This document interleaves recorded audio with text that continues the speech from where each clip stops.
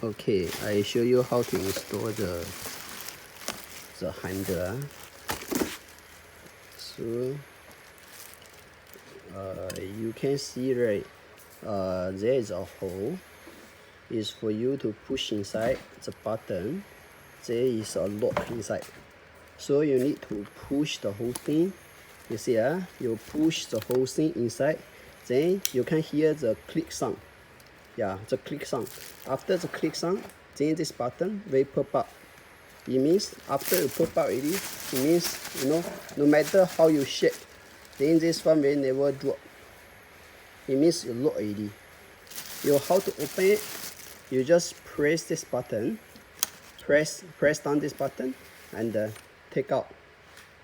You cannot, like, if let's say you don't push inside like this, of course it's very easy and very loose.